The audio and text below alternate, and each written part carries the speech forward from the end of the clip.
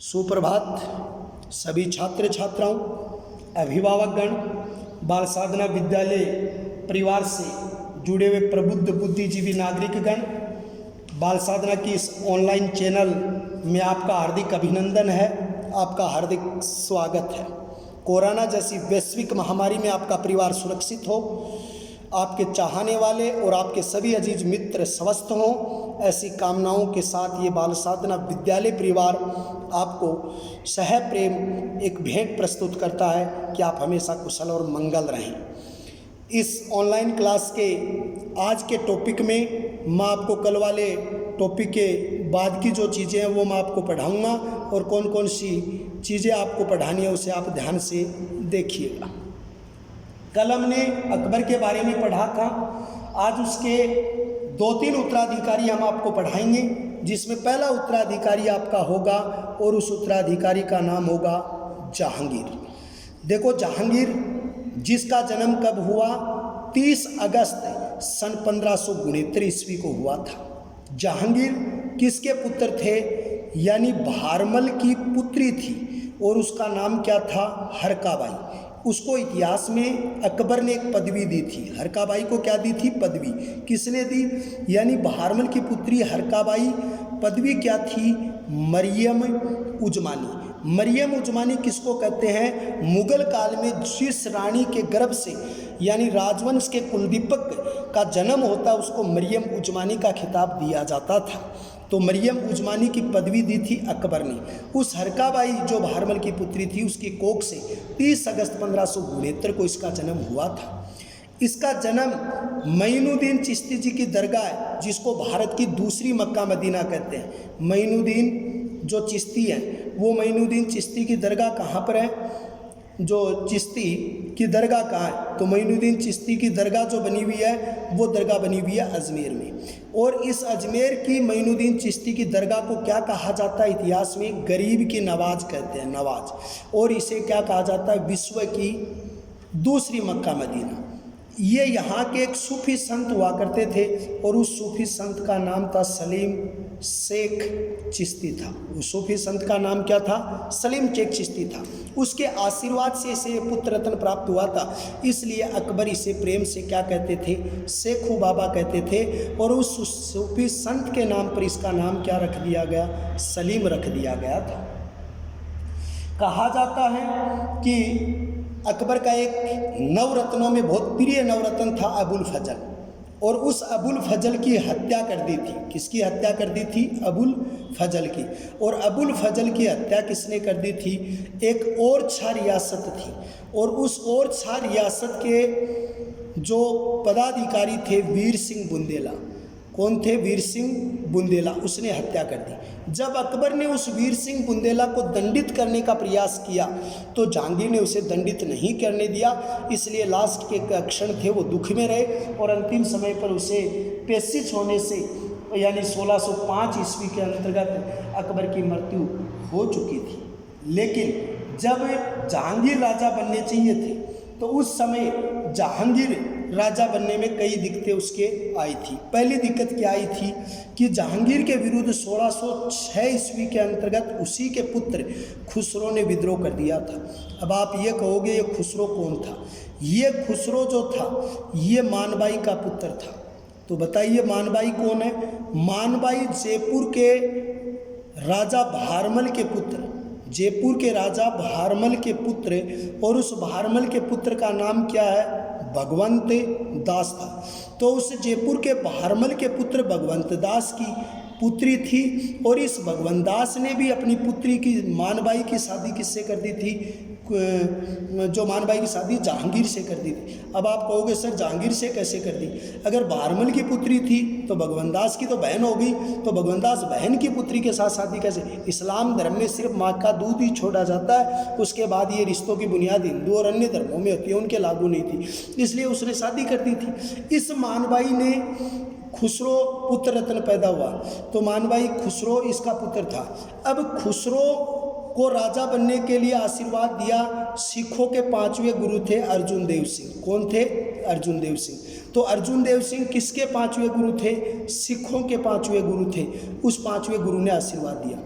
एक भगवनदास का पुत्र था मान सिंह, भगवनदास का पुत्र कौन था? मान सिंह, और एक था अजीज कोका। इन तीनों ने उकसाया किसको? खुसरो को राजा बनाने के लिए उकसाया, और इसने क्या कर दिया था? विद्रोह कर दिया था। तो कहा जाता है 1606 ईस्वी के अंतर्गत खुसरो और जहांगीर में युद्ध हुआ। जहांगीर व खुसरो यानी दोनों थे पिता पुत्र। उस खुसरो व जहांगीर में युद्ध हुआ, और ये युद्ध कहाँ पर हुआ था? भेरोवाल में हुआ था। और भेरोवाल नामक स्थान जो आपका है उसमें युद्ध हुआ, जालंधर के नज़दीक था ये, पंजाब क्षेत्र में। उस जालंधर के नज़दीक ये युद्ध हुआ। इस युद्ध में खुसरो की हत्या हो गई थी, लेकिन इस खुसरो की हत्या करवाने में उसकी माता मानबाई का भी योगदान था, क्योंकि वो उसने उसके पति के विरुद्ध विद्रोह कर दिया था, इसलिए इसकी हत्या में मानबाई का योगदान रहा। इसलिए इसे इतिहास की प्रथम पुत्र हंता माँ कहते हैं। इतिहास की प्रथम पुत्र हंता माँ इसे कहा जाता है। ये भी इसके अंतर्गत उल्लेखित किया जाता है। कहा जाता है कि जहांगीर 1605 ईस्वी में, यानी इस विद्रोह राजा कब बना? 24 अक्टूबर 1605 ईस्वी को। किसके नाम से राजा बना? नूरुद्दीन, कोई क्या नाम है? नूरुद्दीन मोहम्मद जहांगीर के नाम से, महमूद जहांगीर, क्योंकि पहले तो नाम सलीम ही तो था, तो नूरुद्दीन मोहम्मद जहांगीर के नाम से ये यानी क्या बना था? राजा बना था। इसने गुरु अर्जुन देव, पहले तो खुसरो का रहा, फिर अर्जुन देव की इसने हत्या की। मान सिंह को सेना अपनी शाही से सम्मान से हटाया, तो कईयों को सजा उसने उसके काल में दी थी। लेकिन जहांगीर एक विलासी आदमी था, शराब का आदी था, शराब का अत्यधिक सेवन करने वाला व्यक्ति था। तो देखो शासन में कुछ कमियां और भी उसकी क्या होंगी? उजागर होंगी। देखो जहांगीर ने अपने जीवन काल में 2 उपलब्धियां हासिल की थी और एक कमजोरी थी। पहली तो इसने क्या किया? 1615 ईस्वी के अंतर्गत मुगल मेवाड़ संधि की, यानी इनके पिता अकबर जो महाराणा प्रताप को अपने जीवन में जीतना चाहते थे वो कभी नहीं जीत पाए। इसने अपने पुत्र खुर्रम, जो इतिहास में अगला राजा शाहजहाँ के नाम से प्रसिद्ध था, उसे भेजकर 1615 ईस्वी के अंतर्गत मुगल मेवाड़ संधि की। उस समय मेवाड़ के शासक प्रताप के, महाराणा प्रताप के पुत्र कौन थे? तो महाराणा प्रताप के पुत्र अमर सिंह थे, और मुगल राजा उस समय कौन थे? जहांगीर थे। इन दोनों के बीच संधि हुई थी। एक तो ये उपलब्धि थी। अब देखिए जहांगीर ने क्या किया? 1610 ईस्वी के अंतर्गत एक विजय प्राप्त की कांगड़ा, और कांगड़ा विजय बंद करने के बाद उसने क्या कटवाई? गाय कटवाई। ये इसकी बहुत गलत बात थी। इसने कांगड़ा विजय प्राप्त की लेकिन उस समय गाय कटवाई, ये गलत काम किया। दूसरी बात ये थी कि यहाँ पर इसके काल में एक औरत आई, जिसके कारण जहांगीर इतिहास में एक बदनाम राजा कहला गया। और वो औरत कौन थी? उस औरत का नाम क्या था? फारस के एक राजा थे और उसका नाम था गयास बेग। ध्यान से देखना, गयास बेग। उस गयास बेग की पत्नी का नाम था असमत बानो। असमत बानो, ध्यान से देखना भाई। इस गयास बेग का एक पुत्र था इब्राहिम, और इसी गयास बेग का दूसरा पुत्र था जिसका नाम था असफ खान, और इसी गयास बेग की पुत्री थी जिसका नाम था नूर जहां, जिसका मूल नाम है मेहरू निसा। इस मेहरू निसा के पति थे शेर अफगन। अब देखो ध्यान से, ये आदमी थे। फारस का दूसरा नाम आपको ईरान भी मिल सकता है। अब ईरान में भयंकर अकाल पड़ गया, तो ये गयास बेग ही अपने पूरे परिवार को लेकर कहाँ गया? जहांगीर के दरबार में आ गया। जहांगीर ने उसको अपने दरबार में नियुक्ति दे दी, लेकिन अकबर के संरक्षक थे बैराम खां, उसकी पत्नी थी सलीमा बेगम, उसकी अंगरक्षिका बना दिया किसको? मेहरू निसा ने। किसने बना दिया? जहांगीर ने। किसको? मेहरू निसा को बना दिया। मेहरू निसा दिखने में बड़ी सुंदर थी। एक दिन वो सलीमा बेगम से मिलने गए और उसकी नज़र मेहरू निसा पर गिर गई, उसके सौंदर्य से प्रभावित हो गए थे। तो मेहरू निसा से वो शादी करना चाहते थे, लेकिन मेहरू निसा के मार्ग में उसका पति शेर अफगन था। तो एक सैन्य अभियान के अंतर्गत जहांगीर ने उस शेर अफगन की क्या करवा दी? हत्या करवा दी। इसलिए ये रोड़ा हट गया। मेहरू निसा या नूर जहाँ बड़ी सुंदर तो थी, पर चरित्र के साथ साथ उसके विचार बड़े कुशल थे। वो बड़ी विचित्र सोच की नारी थी। तो उसने सोचा कि तेरे पर जहांगीर आसक्त हो गया, तो उसने भी जहांगीर की तरफ आसक्ति बढ़ाना शुरू कर दी। 1611 ईस्वी के अंतर्गत इस मेहरुन्निसा ने, नूरजहां ने शादी कर ली किससे? जहांगीर से। और उस दिन से इसका नाम बदलकर जहांगीर ने कर दिया नूरजहां, पदवी इसको दे दी, सारे जहां से सुंदर औरत की पदवी दे दी। अब नूरजहां ने क्या किया कि जहांगीर को अपनी सुंदरता के चुंगल में फंसाकर अपने परिवार को प्रतिष्ठित पद दिलवा दिए। जैसे अपने पिता आओ, पहले पिता गयास बेग थे, उसे इत्माउत दौला की पदवी दी और इत्माउत दौला की पदवी देकर अपना पीएम बनाया, प्रधानमंत्री बना दिया और इत्माउत दौला की पदवी दे दी। भाई इब्राहिम को पंजाब की सूबेदारी दे दी गई और आसफ खां को भी प्रतिष्ठित पद दे दिया गया। माँ अस्मत बानो थी, वो दरबार की एक श्रेष्ठ औरतों के विभाग में उसको लगाया गया और अस्मत बानो ने एक आविष्कार किया था, इत्र बनाने का आविष्कार। इत्र कह दो चाहे सेंट कह दो, सेंट बनाने का आविष्कार किसने किया था? अस्मत बानो ने सेंट बनाया था। और इस पूरे गुट का एक नाम हुआ और उस गुट को इतिहास में कहा गया नूरजहां जुनता गुट। ये सारे उसमें शामिल थे, लेकिन नूरजहां बुद्धिजीवी थी। नूरजहां ने क्या किया कि जो जहांगीर के पुत्र थे, और जहांगीर के पुत्र का नाम था खुर्रम, इसका जन्म 1592 में हुआ था। और इस खुर्रम की माता थी, वो किस घराने की रहने वाली थी? जोधपुर घराने की रहने वाली थी। और जोधपुर के राजा थे मोटा राजा उदय सिंह, उसकी पुत्री थी इसकी माता, उसका नाम इतिहास में जोधाबाई था, भानवती था। तो उसकी पुत्री से, मोटा राजा उदय सिंह की पुत्री से जन्म हुआ खुर्रम। इसने क्या चाल चली, इस खुर्रम की शादी आसफ खां से करवा दी। आसफ खां की पुत्री थी, खुर्रम की शादी आसफ खां की पुत्री, और उसका नाम था मुमताज। मुमताज उसकी वैसे पदवी के नाम से अबुर्ज बानो था उसका वैसे मूल नाम। अगर आपको जीवन में कभी पूछ ले शाहजहां अबुर्ज बानो था उसका नाम, मुमताज महल उसकी पदवी थी, उससे उसकी शादी करवा दी। तो खुर्रम भी किसके गुट में चला गया? इसके गुट में। इस तरीके से एक गुट बना, उसे इतिहास में नूरजहां जुनता गुट के नाम से इतिहास में जाना गया था। इस प्रकार जब ये गुट बने तो दरबार के अंतर्गत इनकी बहुत बड़ी जो समस्याएं आई, लेकिन जहांगीर की एक समस्या आई कि अब फूट क्यों पड़ी इनके अंतर्गत। देखो आसफ खां का दामाद कौन हो गया? खुर्रम। ये बात ध्यान से देखो, आसफ खां का दामाद कौन हो गया? खुर्रम। और मेहरुन्निसा की शेर अफगन से एक पुत्री थी, शेर अफगन और नूरजहां की एक पुत्री थी जिसका नाम था लाड रानी। और नूरजहां ने लाड रानी की शादी जहांगीर के अन्य पुत्र थे जिसका नाम था शहरयार। अब फूट देखो कैसे पड़ती है। नूरजहां तो राजा बनाना चाहती है, सुल्तान या बादशाह बनाना चाहती है लाड रानी के पति जहांगीर के पुत्र शहरयार को, लेकिन बड़ा पुत्र कौन है? खुर्रम। पहले खुसरो था, उसकी तो मृत्यु हो गई, खुर्रम बड़ा। तो आसफ खां अपने दामाद खुर्रम को बना, यानी भाई और बहन में यह फूट पड़ गई थी। और उसके काल में क्या हुआ? खुर्रम ने विद्रोह कर दिया था। जब खुर्रम ने विद्रोह किया था तो उसके विरुद्ध किसको भेजा? परवेज खां को भेजा था, इसने इसको दबा दिया। फिर विद्रोह हुआ, महाबत खां ने कर दिया 1627 में, लेकिन उस महाबत खां वाले विद्रोह को भी दबा दिया।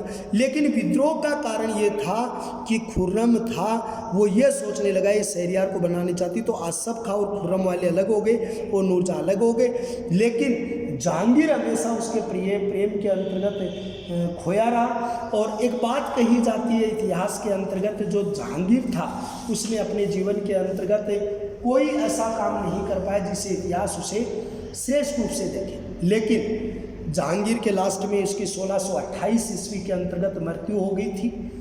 कहा जाता है कि जहांगीर के काल का स्वर्ण युग कहा जाता है, चित्रकला का स्वर्ण युग कहा जाता है। इसके दरबार के अंतर्गत अनेक चित्रकार रहा करते थे मशहूर। अबुल हसन इसके दरबार के चित्रकार थे। इसी के दरबार के अंतर्गत अन्य चित्रकारों में बिसनदास थे, केदार थे, गोवर्धन थे। ये केदार, गोवर्धन, बिसनदास ये भी किसके चित्रकार थे? ये भी जहांगीर के चित्रकार थे। मंसूर थे, वो किसके चित्र बनाता था? पक्षियों के चित्र बनाता था। अबुल हसन आगदमक जो इंसानों के चित्र थे वो चित्र बनाता था। मंसूर को जहांगीर ने एक पदवी दी थी। मंसूर को जहांगीर ने क्या दी थी? एक पदवी दी थी, और उस पदवी का नाम क्या रखा था? नादिर उल असर। क्या रखा? नादिर उल असर रखा। और अब्दुल समद को एक उपाधि उसने दी थी, नादिर उल जमा। नादिरु जमा ये उपाधि उसने दी थी। नादिरु जमा उपाधि जो दी गई थी वो तो दी गई थी अब्दुल समद को, मंसूर को दी नादिर उल असर की उपाधि दी गई थी। चित्रकला का स्वर्ण युग इनके काल को कहा जाता है। और जहांगीर जो है एक अच्छा चित्रकार था। उसकी पुस्तक तुजू के जहांगीरी में जहांगीर लिखता कि अगर मेरे सामने किसी भी चित्रकार का बनाया हुआ चित्र रख दिया जाए तो मैं उस चित्रकार का नाम बता सकता हूँ। अगर एक ही चित्र को अनेक चित्रकारों ने मिलकर बनाया गया तो मैं प्रत्येक चित्रकार के द्वारा बनाया गया पार्ट और उसका नाम बता सकता हूँ। ऐसा प्रतिष्ठित चित्रकार था कौन? जहांगीर। जहांगीर के दरबार में अंग्रेज अधिकारी आए थे। सबसे पहले 1608 ईस्वी के अंतर्गत कौन आया था? हॉकिंस आया था। कहाँ मिला था? आगरा में मिला। और इसे जहांगीर ने किसकी पदवी दी थी? खान की पदवी दी। तो पहला अंग्रेज यात्री कौन आया? 1608 में आया। कौन आया? हॉकिंस आया। कहाँ आया? आगरा में आया। जहांगीर ने पदवी दी खान। पहला राजदूत कौन आया? यात्री नहीं, राजदूत। तो 1613 में आया। कौन आया? सर टॉमस रो आए। कहाँ मिले? अजमेर में मिले थे। और यहाँ पर पहली बार व्यापार की उन्होंने क्या ली थी? स्वीकृति दी थी। इसके अलावा इसके दरबार में जो आए थे उसका नाम विलियम फिंच था।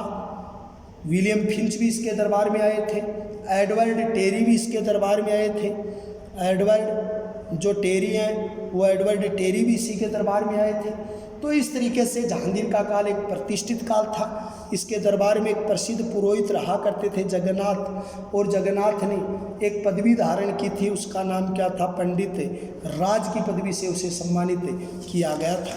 इस प्रकार अगर देखा जाए तो जहांगीर का काल जो था वो एक सर्वश्रेष्ठता का काल देखा जा सकता है।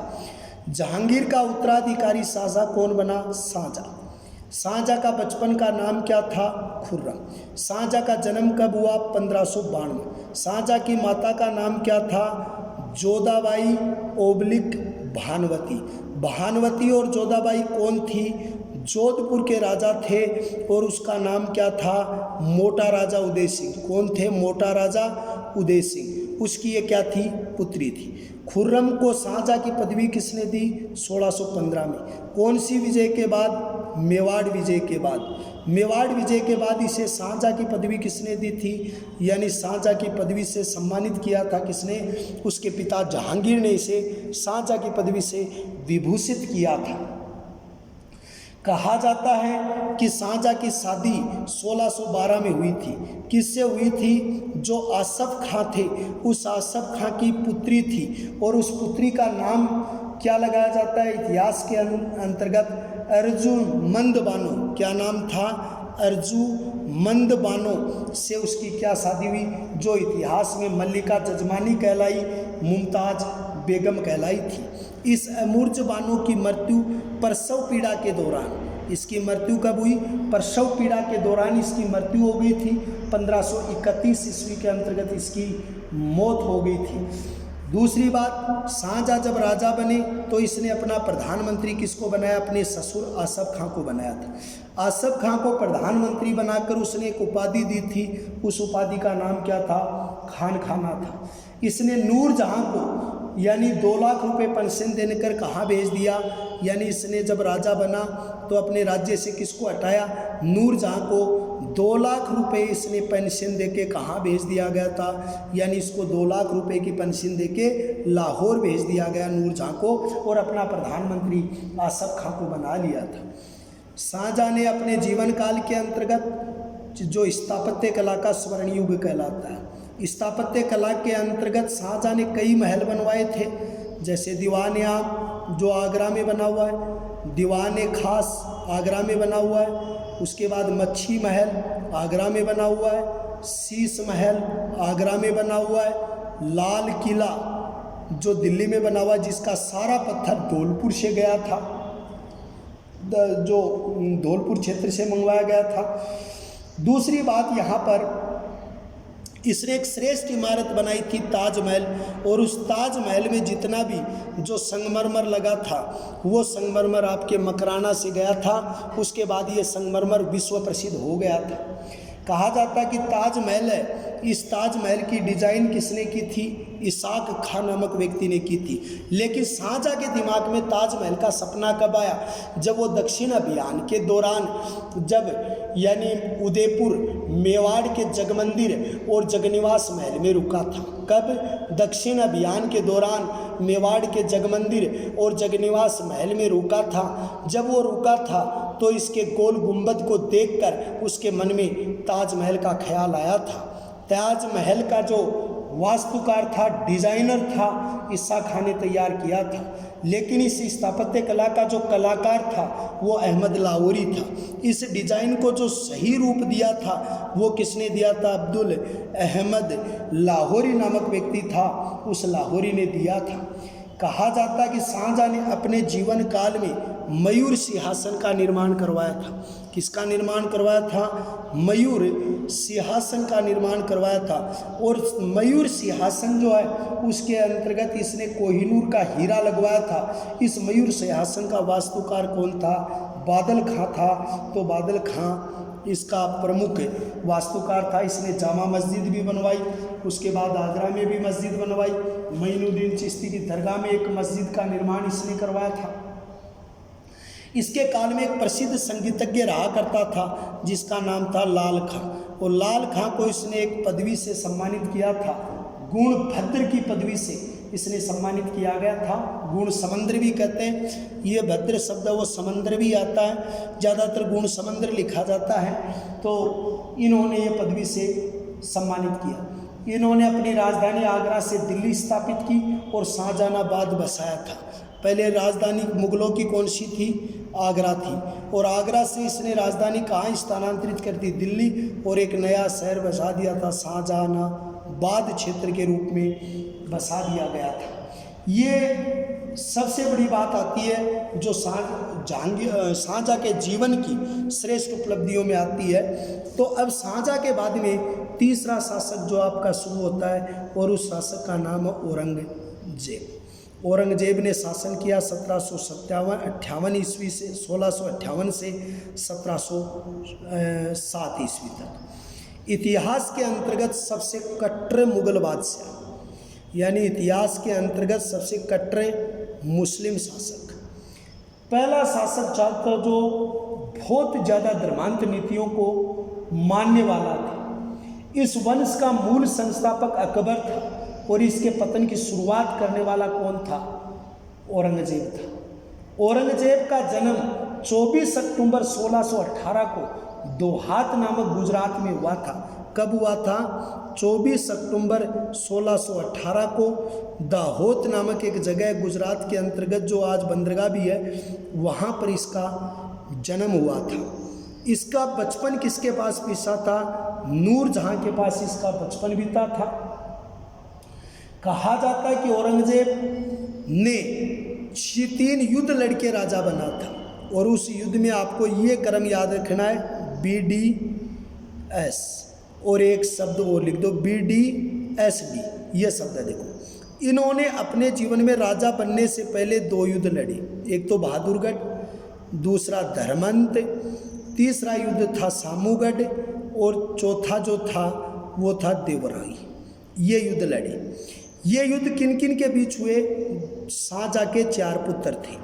बड़े बड़े पुत्र का नाम दारा, बहुत ही कुशल था, योग्य था, वेद पुराण का ज्ञाता था, समझदार था, पिता का भगत आदमी था। और दूसरा पुत्र था सूजा, विलासी था। तीसरा पुत्र था मुराद, शराबी और आलसी भोगविलासी था। और औरंगजेब कट्टर था, सुन्नी था, चालाक लोमड़ी था, धूर्त था। तो क्या हुआ? शाहजहाँ ने अपने जीवन काल में अपना उत्तराधिकारी किसको बना दिया? दारा को। लेकिन औरंगजेब कट्टर सुन्नी था। इसने मुराद को अपनी ओर मिलाया कि हम दोनों युद्ध लड़ेंगे, इन दोनों की हत्या करके राज्य बांट लेंगे। तो एक तरफ हो गया दारा, एक तरफ सुजार, एक तरफ रह गए ये दोनों। पहला युद्ध हुआ बहादुरगढ़ का युद्ध। बहादुरगढ़ का युद्ध किस किस के बीच हुआ? शुजा के बीच हुआ और दारा के बीच। तो एक तरफ तो शुजा है, दूसरी तरफ कौन है? दारा। दारा की सेना का नेतृत्व कर रहे थे यहाँ पर दारा सिको, इसके पुत्र थे, और दूसरे थे जयपुर के मिर्जा जयसिंह थे, वो कर रहे थे। इसमें दारा विजित हो गए और हारे कौन? शुजा। दूसरा था धर्मंत युद्ध। इसमें दारा की सेना का नेतृत्व तो कर रहा था जोधपुर का राजा जसवंत सिंह और जयपुर का मिर्जा जयसिंह। तो मिर्जा जयसिंह जयपुर और जोधपुर के जसवंत सिंह। दूसरी तरफ ये मुराद और औरंगजेब की संयुक्त सेना थी। किसकी सेना? मुराद व औरंगजेब की संयुक्त सेना थी। इसमें कौन हार गई? दारा की सेना हार गई थी। कहते हैं कि इस युद्ध में हारने के बाद जब जोधपुर के राजा जसवंत सिंह आए थे तो उसकी महारानी महामाया ने द्वार नहीं खोले थे कि राजपूतों का नियम है या तो वीरगति को प्राप्त होते हैं या विजयश्री करके लौटते हैं। तीसरे युद्ध में दारा स्वयं आया प्लस मुराद और औरंगजेब की सेना आई। अब इनमें क्या हुआ? दारा पराजित हो गया और यहाँ से चला गया। और दारा कहाँ चला गया? अजमेर। अजमेर का उस समय एक सामंत था जीवन खां, उसके पास शरण ले ली इसने। ठीक है, ये जीत गए। औरंगजेब ने शराब के बहाने बुलाकर, पार्टी के बहाने बुलाकर मुराद की हत्या कर दी। शुजा पहले ही बाज गया और ये मुराद की हत्या की। अब क्या किया? जो जीवन खां थे उसने विश्वासघात कर दिया। किसके साथ? दारा के साथ। और दारा को किसे सौंपने की बात कही? औरंगजेब को। तो देवरोई नामक स्थान पर जनवरी सन 1659 ईस्वी ये सारे युद्ध हैं। ये युद्ध पहला फरवरी 1658 है, दूसरा अप्रैल 1658 है, तीसरा मई 1658 है और ये जनवरी 1659 हुआ है। देवराई नामक स्थान अजमेर के नज़दीक युद्ध हुआ। इस युद्ध में दारा क्या हो गए? पराजित हो गए और इसको हाथी पर बना के जुलूस निकाल के औरंगजेब ने इसकी हत्या कर दी थी। फिर 59 में ही खुजुआ नामक स्थान पर 1659 में ही खुजुआ नामक स्थान के ऊपर उसने किसकी हत्या कर दी? शुजा की हत्या कर दी। इस प्रकार इसमें अपने निकट संबंधियों की हत्या करके औरंगजेब जो था वो शासक बना था और एक कट्टर सुन्नी था। ये ऐसा व्यक्ति शासक था जिसको ये कहा जाए कि इतिहास के अंतर्गत ऐसे शासकों की गणना एक योग्य राजा में या शासक में नहीं की जा सकती है। तो ये आपका उसके बारे में अध्ययन आपका था। औरंगजेब जो थे वो एक कट्टर सुन्नी मुस्लिम शासक थे। देखो इसने सारे काम विरुद्ध किए किसके? आपके अकबर के। अकबर ने तीर्थ यात्रा का, अब अकबर का उल्टा कर दो आप। अकबर ने तीर्थ यात्रा कर हटाया, इसने दोबारा लगा दिया। अकबर ने जजिया कर हटाया, इसने दोबारा लगा दिया। अकबर ने सहिष्णुता की नीति अपनाई, इसने कट्टर सुन्नी नीति के रूप में इन्होंने अपनाया था अपने जीवन काल में। तो सारी चीज़ें जो की गई थी वो औरंगजेब के द्वारा उल्टी चीज़ें की गई थी। उसमें एक भी कार्य ऐसा नहीं किया गया जिस कार्य में ये कहा जा सकता हो कि औरंगजेब एक अच्छा सुल्तान था। लेकिन फिर भी औरंगजेब की कुछ चीज़ें मैं आपको बता दूं। औरंगजेब ने अपने जीवन काल में एक अभियान भेजा था। किसके विरुद्ध? शिवाजी के विरुद्ध। शिवाजी के विरुद्ध किसको भेजा था? इसने मिर्जा जयसिंह को भेजा था। मिर्जा जयसिंह कहाँ के राजा थे? जयपुर के राजा थे।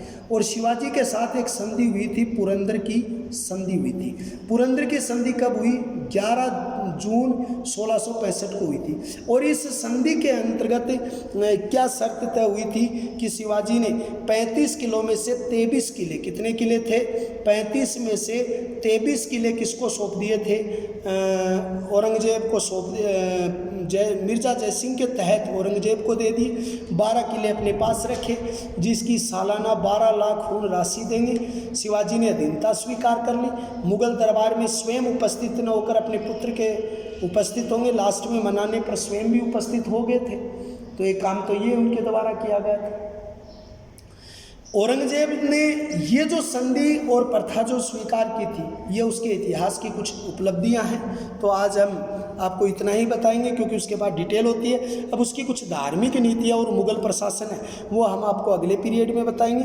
तो जहाँ तक सोचता हूँ बच्चों आपने जो मैंने पढ़ाया वो सारी चीज़ें आपको बहुत अच्छी तरीके से समझ में आई होगी। आप इसे ज़्यादा से ज़्यादा शेयर करें, लाइक करें, सब्सक्राइब करें और आपका प्रेम और सानिध्य बनाए रखें। सभी बच्चे आप अध्ययन के रूप में अच्छी तरीके से अध्ययन करते रहें। अब हम अगले टॉपिक के रूप में, नए राजा के रूप में, अगले बिंदु में और कुछ औरंगजेब के बचे हुए क्वेश्चन भी हम आपको बताएंगे।